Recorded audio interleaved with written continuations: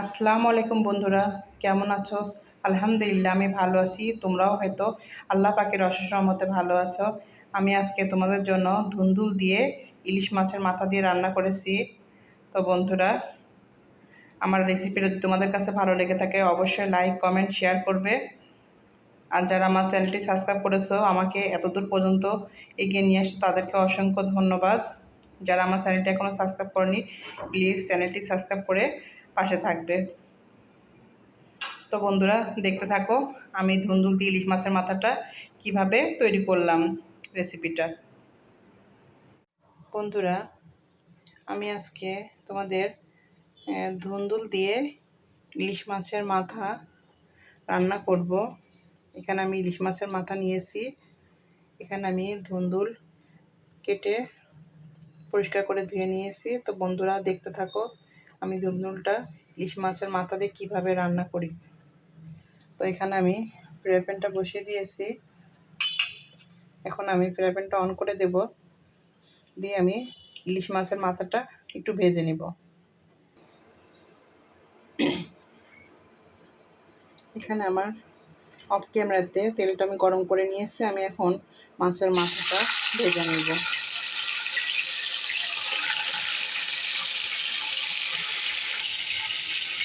এখানে আমি মাছের মাথাটা ভেজে নিয়েছি।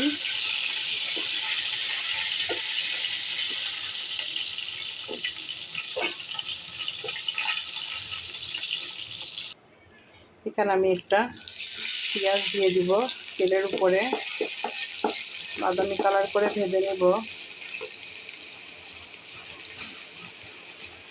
সঙ্গে আমি কিছু পরিমাণে তেলের উপরে কালো জিরা দিব।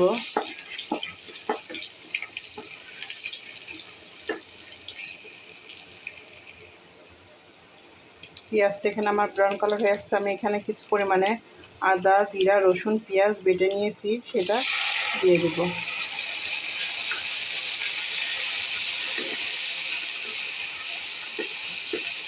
আমি মশলাটা কিছুক্ষণ কষিয়ে নেব। এখানে আমি পরিমাণ মতো লবণ দিব। আমার মশলাটা প্রায় কষানো হয়ে আসছে। এখানে আমি যে ধুন্দুলগুলো কেটে রেখেছিলাম সেটা আমি এখন কষিয়ে নেব।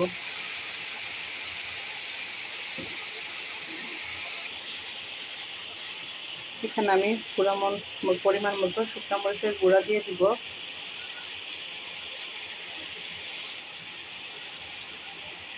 তারপরে পরিমাণ মতো হলুদের গুঁড়া দিয়ে আমি এখন ধুন্দুলটা ভালো করে কষিয়ে নিব। তো বন্ধুরা, সাথেই থাকো। বন্ধুরা, ধুন্দুলগুলো এখানে অনেক সুন্দর কষানো হয়ে গেছে।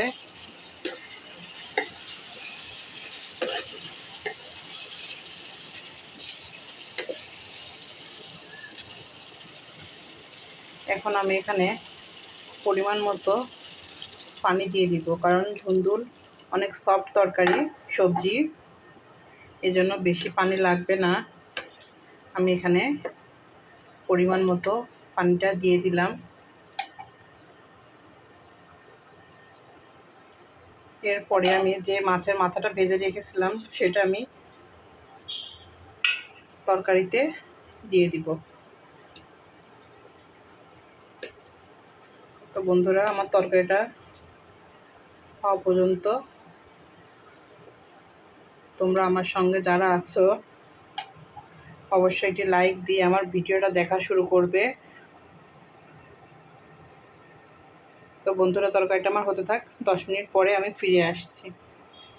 বন্ধুরা, এখানে আমার ইলিশ মাছের মাথা দিয়ে ধুন্দুল রান্নাটা প্রায় শেষ। এখানে আমি কিছু পরিমাণে চিনি দিব।